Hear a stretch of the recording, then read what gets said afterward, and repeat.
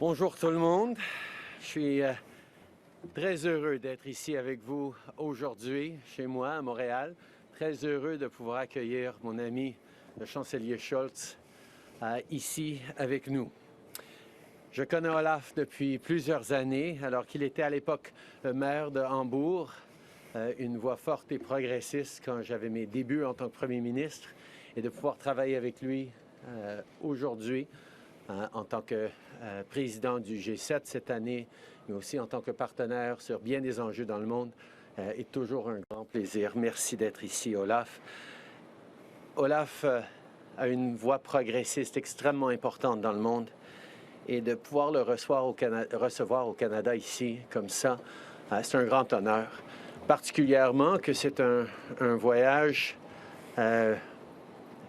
sans précédent, que l'Allemagne amène non seulement le vice-chancelier Robert Habeck, mais aussi que ce soit une visite bilatérale exprès, pas à l'intérieur d'un sommet, pas avec d'autres pays à visiter, mais réellement une opportunité pour le Canada et l'Allemagne d'approfondir leur amitié et surtout le travail que nous faisons ensemble pour les prochaines années chez nous et dans le monde. Chancellor Scholz and I share many progressive priorities, and we're here this week to continue the important work we've been doing over the past years on jobs, trade, and growing the middle class, on energy security and fighting climate change, because Canada can and will be a reliable supplier of the clean energy that a net zero world requires. And of course, we have lots to do, and we'll continue to work on protecting peace and democracy in Europe and around the world. Aujourd'hui à Montréal et demain à Toronto, on va avoir l'occasion de rencontrer des membres de la communauté des affaires pour voir ce qu'on peut faire pour encourager les investissements et le partenariat. On va parler des occasions d'affaires, par exemple, dans les secteurs automobiles et des minéraux critiques. Et ici à Montréal, qui est un leader en intelligence artificielle, on va certainement parler de comment on peut renforcer notre collaboration pour les nouvelles technologies. And while we continue working with the private sector to develop technologies and create good jobs in both of our countries, we have to make sure that everyone benefits. We must continue to invest in people, because when we invest in people and in progressive policies, we fight inequality and we grow the economy. When moms don't have to choose between their career and their family, we grow the economy. A policy like $10 a day childcare is economic policy.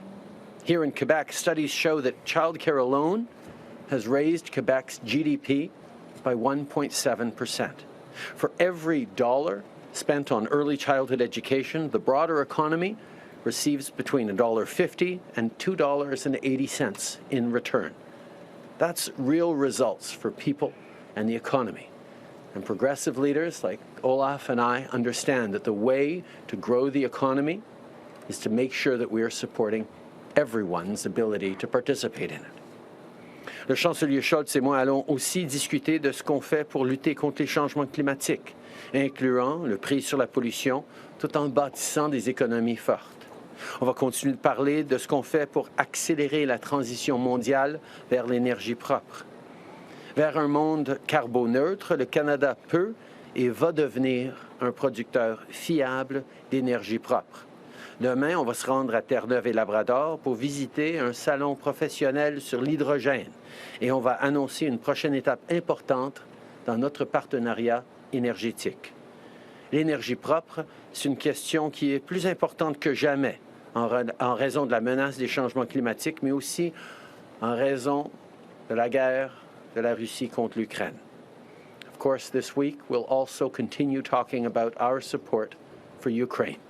Tomorrow, we'll both participate in a virtual summit for Crimea, where we'll talk about what we're doing to provide support for Ukraine. On ne peut pas et on ne va pas s'habituer aux horreurs de la guerre de la Russie en Ukraine.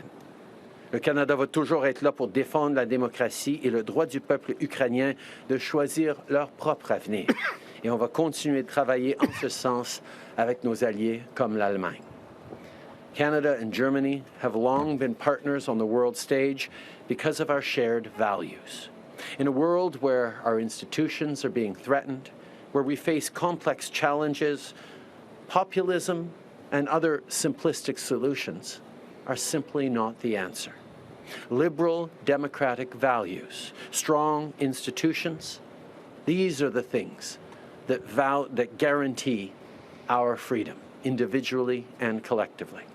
Chancellor Scholz, Olaf, the world needs more progressive leaders and voices like yours. Canada needs a strong Germany, and Germany needs a strong Canada. So I look very much forward to continuing this partnership and this great friendship.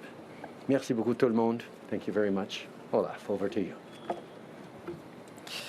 Ja, lieber Justin, ich freue mich sehr, hier zu sein und dass wir diesen Besuch in Kanada, den wir lange miteinander besprochen haben, jetzt auch realisieren können. Das ist eine ganz bewusste Entscheidung der deutschen Regierung, dass ich, mein Vizekanzler, aber auch viele andere, die mich begleiten und eine große Wirtschaftsdelegation hier nach Kanada fahren.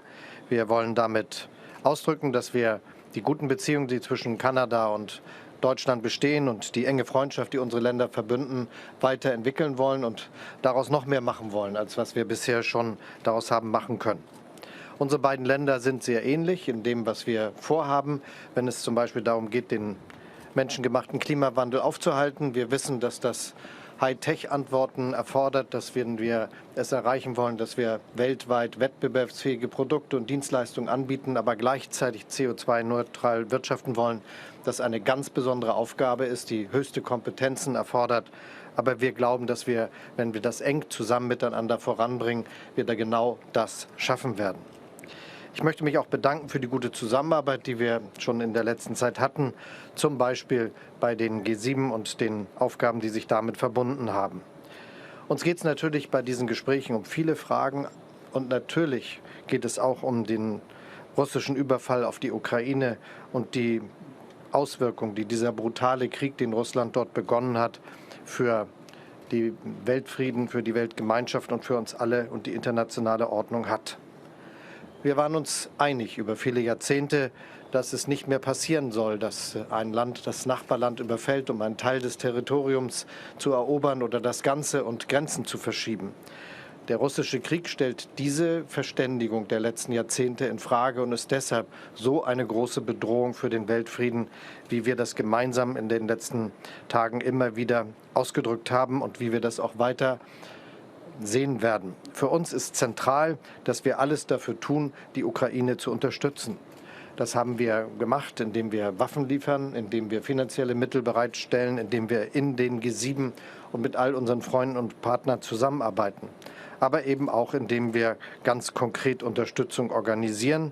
Ich bin sehr froh, dass wir beide an der virtuellen Plattform teilnehmen, dass wir gemeinsam dort sprechen und dass wir deutlich machen, was das bedeutet, dass dieser Krieg. Denn er findet ja statt, diese Plattform, auch am Gedenktag für die Opfer totalitärer Diktaturen in Europa im 20. Jahrhundert und einen Tag vor dem ukrainischen Unabhängigkeitstag. Und wir dürfen auch nicht vergessen, der furchtbare Krieg, den Russland gegen die Ukraine begonnen hat, wird jetzt bald 6 Monate dauern. Kanada und Deutschland sind fest entschlossen, die Ukraine weiter zu unterstützen und sie dabei zu unterstützen, ihre territoriale Integrität und Souveränität zu verteidigen. Und selbstverständlich werden wir alles dafür tun, dass das Land sich wieder aus dieser Katastrophe herausentwickeln kann und werden alles tun für einen erfolgreichen Wiederaufbau. Wir werden dabei die Unterstützung organisieren, die unsere Länder organisieren können, zusammen mit unseren Verbündeten in den G7 und auch in der Europäischen Union.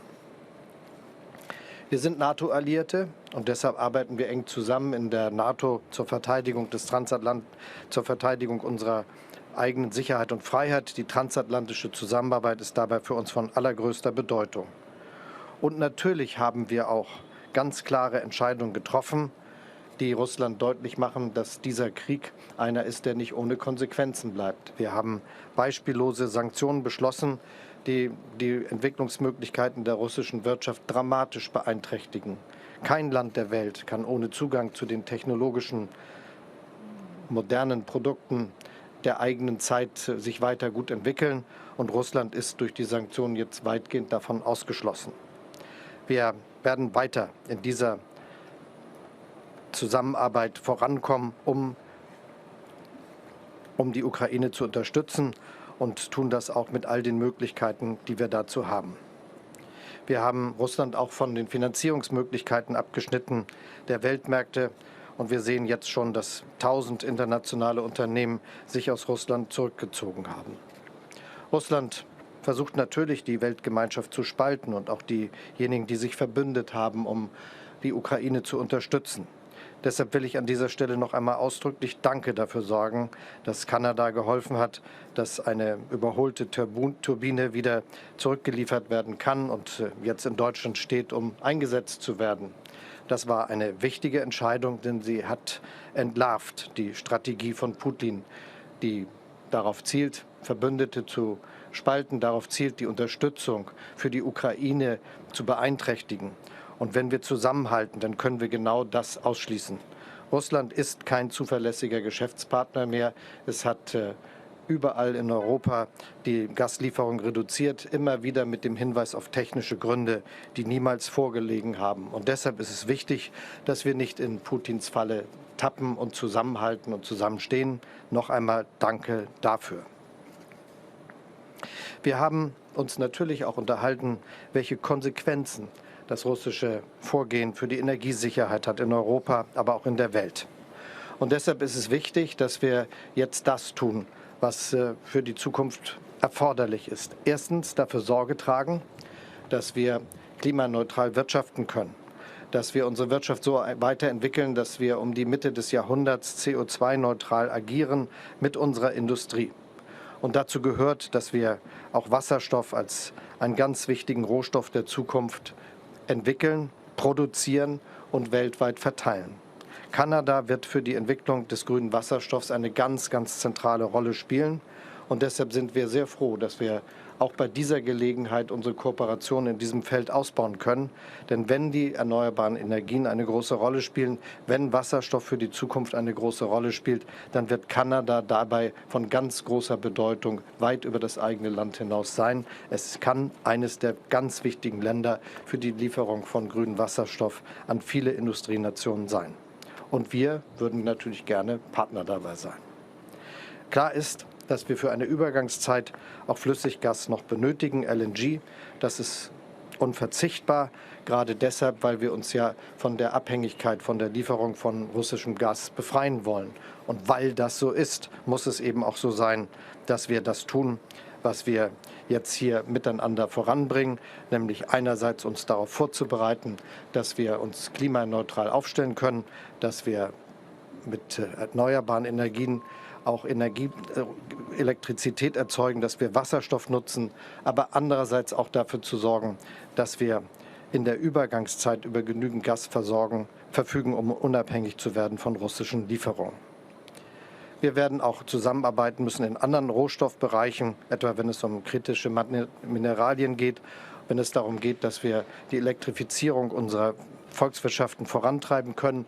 Und deshalb bin ich sehr froh, dass zu den vielen, vielen Erklärungen, die parallel zu unserer Delegationsreise von Unternehmen unterzeichnet werden, eben auch solche von Volkswagen und Mercedes zum Beispiel gehören, in denen es darum geht, gerade in diesem Bereich eng miteinander zusammenzuarbeiten. Die gute Zusammenarbeit, die wir für unsere Volkswirtschaften anstreben, zeigt sich dann ja auch darin, dass wir Kanada als Partnerland haben während der nächsten Hannover Messe. Ein besseres Zeichen dafür kann es nicht geben. Wir sind also zwei Länder und zwei Regierungen, die gemeinsame Ziele verfolgen, wenn es darum geht, die Zukunft unseres Planeten zu sichern, klimaneutral zu werden und den menschengemachten Klimawandel aufzuhalten und gleichzeitig den Wohlstand unserer Nationen zu sichern und die Sicherheit von Arbeitsplätzen voranzubringen. Wir sind aber auch Länder, die zusammenarbeiten, wenn es darum geht, dass wir unsere eigenen Sicherheit gewährleisten. Das tun wir in der NATO, das tun wir in enger Kooperation und das tun wir auch bei der Unterstützung der Ukraine. Ich könnte jetzt noch lange so weiterreden, das will ich aber nicht machen. Denn tatsächlich werden wir jetzt 2 gute Tage haben in unserem Besuchsprogramm, wo wir die Größe Kanadas kennenlernen, wo wir aber gleichzeitig auch merken, wie viele gute Möglichkeiten der Zusammenarbeit und Kooperation es gibt. Danke für diese Kooperation und das will ich ganz persönlich auch sagen. Danke für die Freundschaft, die uns beide verbindet. Thank you, Chancellor. Thank you, Prime Minister. We'll now go to questions. Reporter. Eva Quadbeck, Redaktionsnetzwerk Deutschland. Meine Frage richtet sich an Bundeskanzler Scholz und an Premierminister Trudeau. Mit Blick auf die Ukraine würde ich gerne wissen, ob Sie auch schon etwas konkreter verabredet haben, wie die künftige Hilfe aussehen soll. Wird sie eher militärischer Art sein, finanzieller Art oder nur politischer Art? Und wie wollen Sie dabei vorgehen mit einer gemeinsamen Initiative? Sehen Sie da die Hoffnung eher in der NATO oder in der G7 noch was zu erreichen?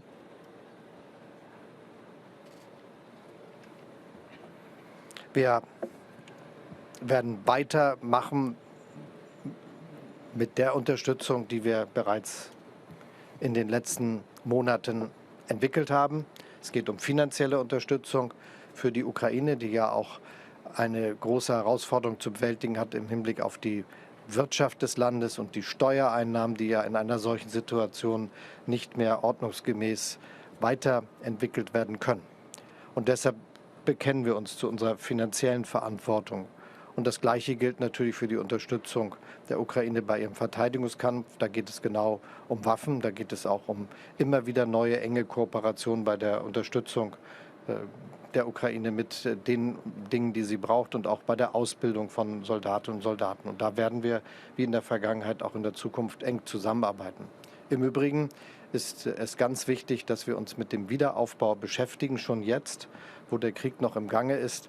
Wir werden in Deutschland zusammen mit der Europäischen Union eine Wiederaufbaukonferenz durchführen, bei der das Ziel vorangetrieben werden soll, dass wir die Wege, wie über lange Zeit dieser immense Wiederaufbau und die damit verbundenen Kosten geschultert werden können. Eine wichtige Aufgabe, wo die Weltgemeinschaft rechtzeitig die richtigen Weichen stellen muss. Obviously, I fully agree and support everything that Olaf just said. The bottom line is we will be there to support Ukraine and the Ukrainian people with what they need for as long as it takes. This is going to be, this is a process that we hope, and a war that we hope will end quickly, but it may not. And we will be there with the humanitarian support, the military support, the economic and financial support, as well as the support around reconstruction that is necessary. Because Ukraine is certainly fighting for itself, for its territory, for its people, for its right to decide what its future is every day against Russia.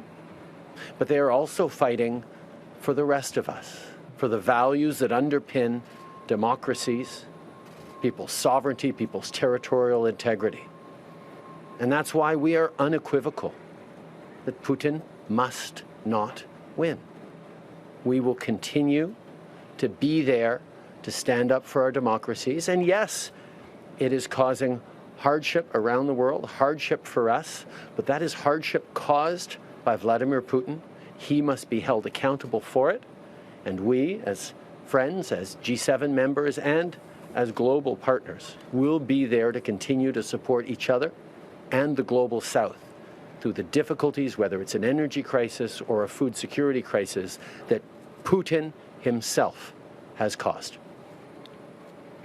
Kurze Follow-up-Frage, auch an beide gerichtet. Wie schätzen Sie Putins Reaktionen ein vor dem Hintergrund, dass er nun ja stark unter Druck geraten ist, weil er seine militärischen Ziele nicht erreicht?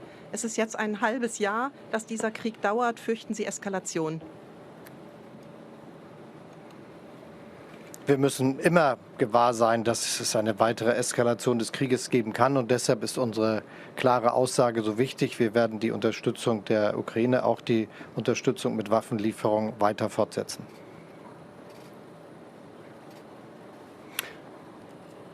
Putin made a terrible mistake. He underestimated the Ukrainians' strength, resilience, and resolve to be in charge of their own future.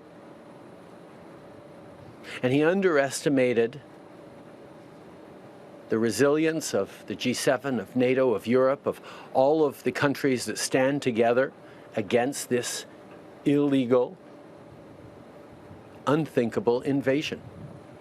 We will demonstrate through our solidarity, through our response, through our support for Ukraine, that Putin will not profit from this mistake.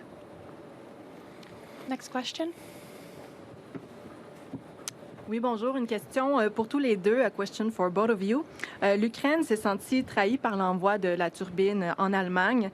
Que dites-vous aux Ukrainiens qui pensent que vous privilégiez la relation Canada-Allemagne plutôt que celle avec l'Ukraine? Et peut-être plus spécifiquement, M. Trudeau, allez-vous revenir sur votre engagement de livrer à l'Allemagne les 5 autres turbines, si c'est possible de répondre en français et en anglais?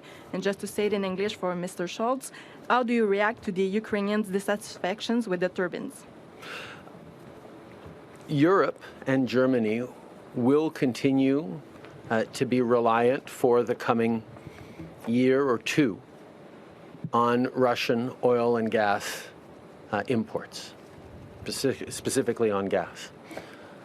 Russia does not want to continue to send as much oil and gas as is needed to Europe. But Russia doesn't want to take responsibility for its choice to not live up to the contracts they have with Europe. And so they are looking to blame anyone else, like Canada, for their not delivering on their obligations. What we have done by returning those turbines, or that turbine, is remove the excuse that Russia had to blame someone else, anyone else, for their decision to weaponize energy policy.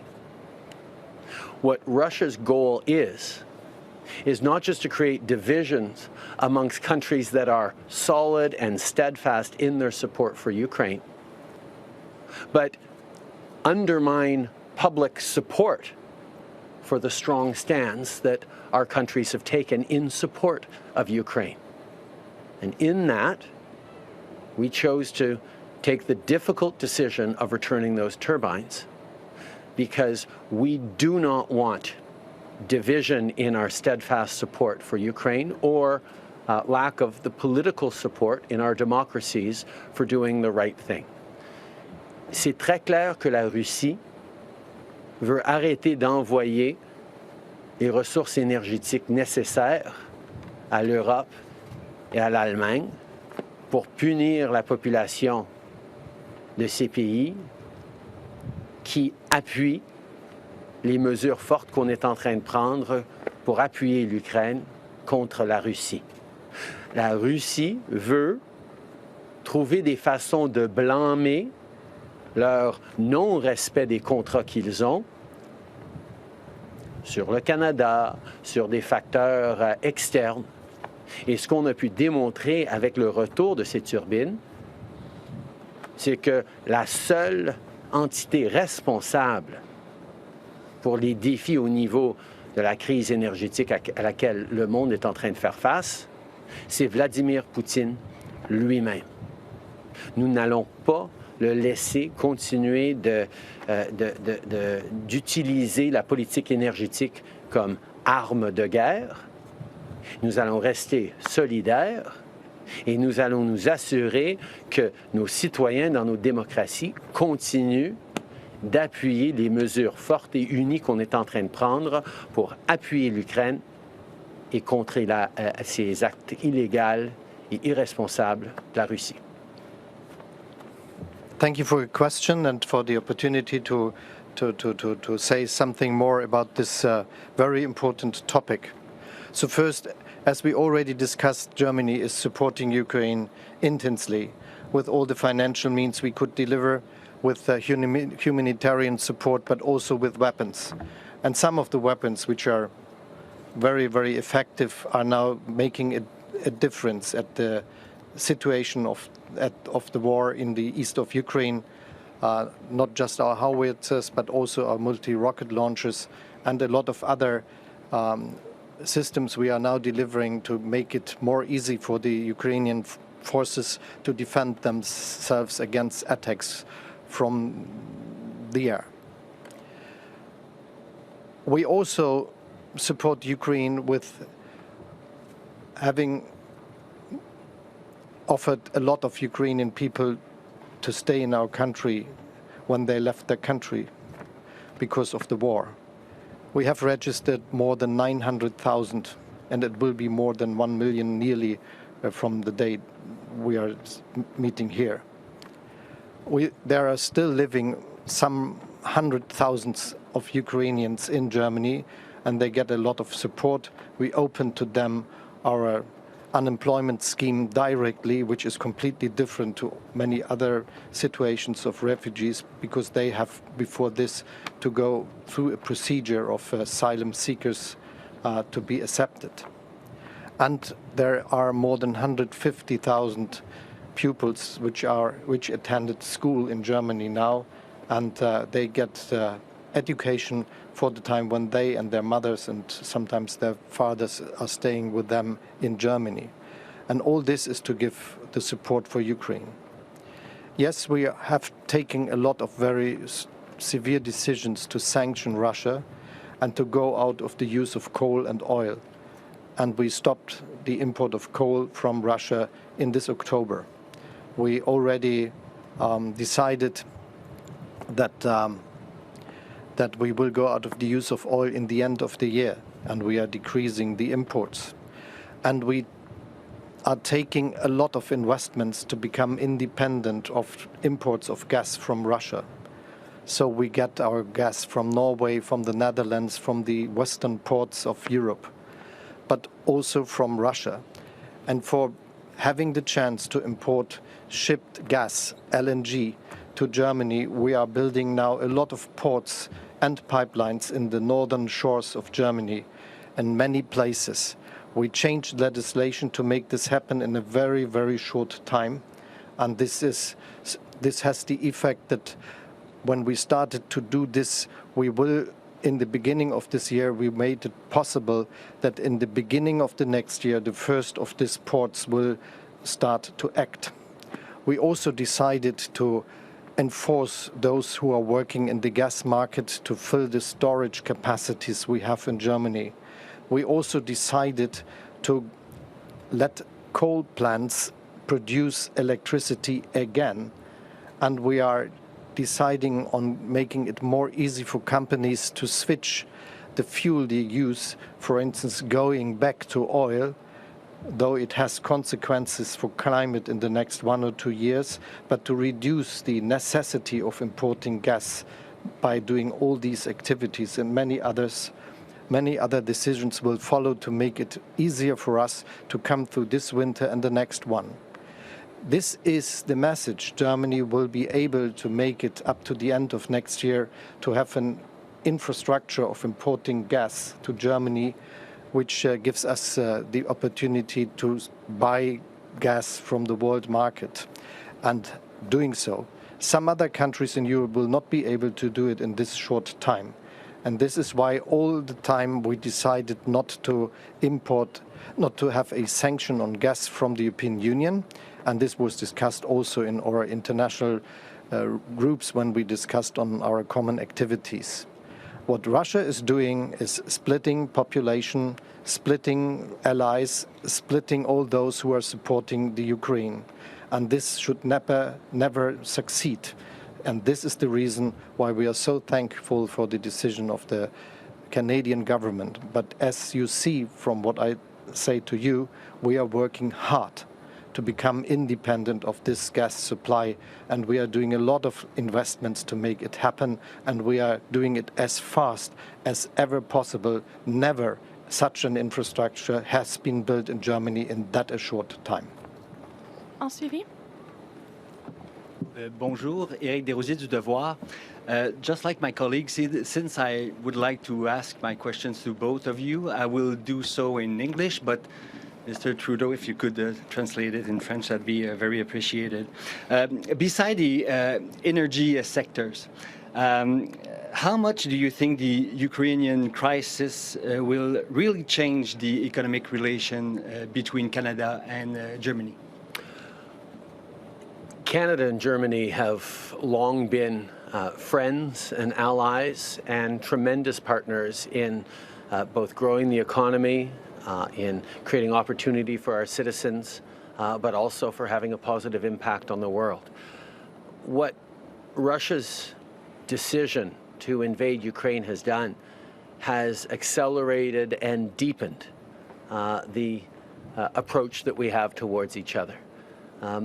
We know how important it is moving forward to move even faster on fighting climate change, to move even faster on creating good jobs for our citizens in a changing world, and to continue to stand up for democracy and those principles that create prosperity for people, not just in our countries, but around the world. Vladimir Putin's decision to invade Ukraine, I think he wanted to weaken the West with that invasion. What he ended up doing was strengthening, deepening, and demonstrating that we will always, to a certain extent, because we're in free market economies, compete in friendly ways with each other for market share, for opportunities for investments. But Putin and others are showing just how important it is for friends to stand together, to work together, and to create benefits for our citizens and for the world. So Putin's decision to invade, to try and weaken us, has actually led countries like Canada and Germany to stand even closer together, to look towards the future in an ever more entwined way, and to create opportunities for our citizens and for people around the world together. Vladimir Poutine a envahi l'Ukraine en partie pour affaiblir les démocraties de l'Ouest. Mais ce qu'il a réussi à faire, c'est de nous amener à être encore plus ensemble dans le travail que nous faisons pour bâtir un monde plus juste, plus vert, plus prospère pour tous.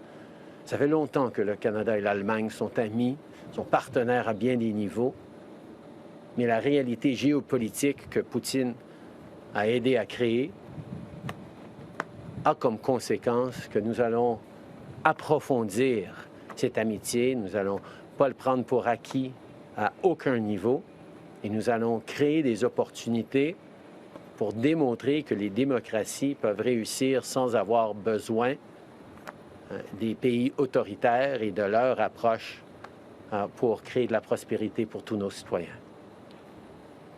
Next question. So I just was asked also to give a short answer to that question. I will do. There is a special cooperation between Canada and Germany in all the questions that are related to the future. So both the countries have the idea of becoming of successfully fighting against climate change and doing this industrial revolution, which is now starting, which will change all the ways how we produce things, but which makes it feasible that we are economically successful and are able to work CO2 to be a CO2 neutral economy. And this is just a short time to the midst of this century to do this, but we are starting with it. And so there's a lot of economic and technological cooperation which benefits the two countries, because our industries, our business sectors, and our political representatives are working together to make this happen. And when we now see that there is this Russian aggression against Ukraine and in the end to the rest of the world, it is absolutely necessary that we accelerate these processes, and this is what we are doing. So we were already cooperating. We were already understanding the two nations as nations that could bring progress to the world in doing these activities. But we are now understanding it is more important to be successful because of this changed situation. Next question. Ron Rapinski of The Pioneer. One question to the Prime Minister and one question to the Chancellor. Mr. Prime Minister, it's about gas and about LNG production. There's a big political controversy in many countries about this. Now Germany is asking Canada to solve their energy problems with your help. Now my question to you would be, are you ready to deliver LNG gas to Germany, and when would that be and in which volume? And then one question to the Chancellor, Herr Scholz, auch die Energiethematik. Sie haben die Zukunftstechnologie grüner Wasserstoff gelobt. Welche Bedeutung hat denn jetzt genau LNG-Gas, das möglicherweise aus Kanada kommt? In welchen Jahren kann das helfen, oder ist eigentlich der Fokus schon klar auf den grünen Wasserstoff? Canada is a major oil and gas producer in the world. But because of our commitment to fight climate change, we are working very, very hard to decarbonize and develop other sources of energy that we can rely on and that we can share with the world. What Russia's invasion of Ukraine has done has two impacts. One on the global energy situation. In the short term, it has made it imperative that friends and allies of Canada, like Germany and Europe, reduce their reliance on Russian oil and gas. But in the medium and long term, it means the world needs to accelerate its ending of its dependency on oil and gas in general. So we are in a situation in the short term where we will do what we can to contribute to the global supply of energy by increasing our capacities in the short term and explore ways to see if it makes sense to export LNG, and if there's a business case for it, to export LNG directly to Europe. And that's something that economic conversations are going on between businesses in Canada and in Germany. But in the medium term and long term, Canada can and will position itself to be a key supplier of energy to the world in a net zero economy. And that means investments in hydrogen. It means more investments in critical minerals so we can be a reliable partner on that. It means investments in a range of solutions, from renewables to nuclear to a range of things. In the short term, we are very much looking at what we can do, because in the medium term and long term, we are accelerating our commitment to decarbonization, to fighting climate change, and to ensuring the good jobs, including good jobs in the energy sector across this country, that will be providing in a clean way what the world needs. Electricity from renewables and hydrogen, green hydrogen, will be important for the economy of the future. And this is nothing that is far away. It's happening very, very soon. Germany has decided to go this way. And so if Germany is one of the countries asking for natural gas for LNG, it is also a country where those that gets the request know that this is a country that is on the direct way to transform its own economy. And so this is good to know that we are on the same path, going out of the use of fossil resources, while we know that in between there is a situation where we need different and new sources for supply. Das jetzt auch noch einmal auf Deutsch zu sagen. Wir haben eine langfristige Strategie, die darauf abzielt, dass wir unser ökonomisches Modell elektrifizieren und dass wir Wasserstoff einsetzen. Die Industrie in Deutschland hat diese Entscheidung auch längst getroffen. Viele von denjenigen, die uns hier begleiten, haben schon zahlreiche Entscheidungen getroffen und werden noch weitere zahlreiche Entscheidungen treffen, die sie in die Lage versetzen, weltweit erfolgreiche, wettbewerbsfähige Unternehmen zu sein in einer CO2-neutralen Wirtschaft. Und das ist dann aber auch die Grundlage, auf der wir uns jetzt in der gegenwärtigen Situation an viele Länder, die dazu die Möglichkeiten haben, und Kanada ist davon eines, wenden, uns in der Übergangsphase mit der Möglichkeit, neue Importquellen für Flüssiggas zu bekommen, zu helfen. Und das ist umgekehrt aber für Länder wie Kanada, die mit uns gleiche ambitionierte Ziele verfolgen, wenn es um den Klimawandel geht, wichtig zu wissen, dass diese Frage von einem Land gestellt wird, das genauso wie Kanada eine CO2-neutrale Zukunft plant. Following up. Quick follow-up, Mr. Prime Minister. You didn't say yes or no to the question if you're ready to export to Germany. You said you were checking if there's a business case, if it makes sense to export. Can you please elaborate a little bit what would be or what would define a business case to export gas to Germany? Canada already exports a lot of natural gas and oil into global markets. So we are certainly aware that even as the world needs to decarbonize and get off fossil fuels, there is a need right now to counter the energy crisis created by Russia, even as we accelerate moving forward. One of the challenges around LNG is the amount of investments required to build infrastructures for that. LNG conversion plants are usually placed close to the sources of LNG. And as we look at the possibility of LNG plants on the East Coast able to ship directly to Germany, we find ourselves a long way from the gas fields in Western Canada. It's doable. We have infrastructure around that. But we're looking very much at how we can best help. And right now, our best capacity is to continue to contribute to the global market to displace gas that then and energy that then Germany and Europe can locate from other sources. But we are looking at every possible different way to help out the German people and Europeans in the short term as they face a real challenge this coming winter and next as Russia continues to squeeze off gas supply. Last question. Good morning, Steve Chase, Globe and Mail. I want to follow up on my colleagues' questions, and my first question is for Mr. Trudeau, but I invite the Chancellor to answer as well. And given everything you've been saying about LNG, I'd like to ask you now, as things stand in August 2022, what are the prospects for any LNG exports from Quebec or the East Coast to Europe directly in the next 5 years? And the same for hydrogen. There are a number of potential projects, including one in St. John's and some others that are on the books for which there has never been a strong business case because of the distance from the gas fields, because of the need to transport that gas over long distances before liquefaction.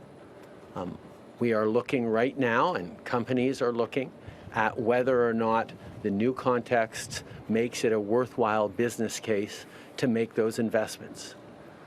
From the government standpoint, easing the processes because of the difficulty that Germany is facing to make sure that we can move through regulatory hurdles more quickly is something we're willing to do. But there needs to be a business case. It needs to make sense for Germany to be receiving LNG directly from the East Coast. Those are discussions that are ongoing right now between our ministers, between various companies, to see if indeed it makes sense. Hydrogen, sorry? Hydrogen, we are moving forward on a range of investments around hydrogen. I look forward to speaking about that more tomorrow. En français aussi? Actuellement, il y a plusieurs projets qui ont été discutés depuis bien des années, mais pour lesquels il n'y a jamais eu de plan économique, de plan d'affaires qui était tout à fait logique et viable. Ces compagnies sont en train d'explorer maintenant si le nouveau contexte, les nouveaux besoins de l'Allemagne et de l'Europe changent la donne suffisamment pour aller de l'avant avec ces projets, dont un projet au Nouveau-Brunswick à Saint-Jean. mais nous allons voir, selon ces discussions, comment nous pouvons aider. Mais nous savons qu'avec le projet LNG Canada sur la côte ouest, avec d'autres projets que nous sommes en train de faire, nous allons être là pour livrer du gaz naturel sur le marché mondial en même temps qu'on accélère le processus de décarbonisation pour arriver à nos cibles de réduction de gaz à effet de serre et assurer que le Canada peut être fournisseur d'énergie dans un monde carboneutre. Justin reported exactly where we are, and I will not just repeat what he said. Just to give you the view, we are working on, as I said, on the ways how we can get gas from other sources, and Canada would be a good partner in this field. And this is why our business people and the business people of Canada are working in this question, as Justin reported. On the other hand, we are working on the hydrogen field, and I think this is of essence. The technologies we are discussing about are now known for 100 years. But what we are doing at this time is scaling them to dimensions which really change the world of industry and production globally. And there it is necessary to understand that with the technological advantages the German industry has and those the Canadian industry has and the research people have, it is necessary that we are now doing it and that we are doing this scaling, that we are really producing this huge masses of hydrogen which we will need for the industry of the future. And this is where we are going on very concretely tomorrow, as Justin said, and where we will go on in the next time to come for being more and more successful in this field. My perspective is that this is like all these industrialization processes were in the past. It starts, and it's starting slowly. But then there is the moment where from one day to the other, there is a big scaling up happening because so many different industries decided that they will change the way of production with electrifying their processes and with using hydrogen as the gas to be used in the industrial processes. And this is the time we are living in. It will be a big industry in a very short time, and we all together assembled here will understand this as a part of our lives, not of those, just of those of future generations. It's happening now. And just the follow-up question was about the natural gas industry. It's interesting you're meeting in Quebec, in Montreal, you're going to Toronto, you're going to the west coast of Newfoundland, but you're not going to Calgary, which is arguably the energy capital of Canada. What do you say to the natural gas industry in Canada, which says we have among the cleanest molecules, we can be a transition fuel, we have a role to play? They weren't even able to get a meeting with this visit. We know that Canada has extraordinary expertise concentrated in Alberta in energy production for the world. And natural gas will be an important part of it. Even as we move towards hydrogen, we have to figure out how to decarbonize that process and ensure that we can supply the energy that not just Germany and Europe need, but that the world is going to need in the coming years. Alberta, Saskatchewan, Newfoundland, and other places are going to be essential players in the net zero economy we're building, and the expertise that oil and gas workers have brought to bear in that industry over the past decades will be essential in how we build a net zero future, not just for Canada, but for the entire world. The solutions that we are building all together as a country are ones that are going to be needed a few years from now, but also a few decades from now. And that is how Canada is positioning itself, and that is how increasingly our energy industry is positioning itself as well. In French as well, thank you. Canada peut et va être une source d'énergie propre pour le monde dans un monde carboneutre. L'expertise que les travailleurs dans l'industrie énergétique ont maintenant va être essentielle à cette transformation, que ce soit du gaz naturel qu'on utilise pour créer de l'hydrogène en la décarbonisant, que ce soit avec des nouvelles technologies.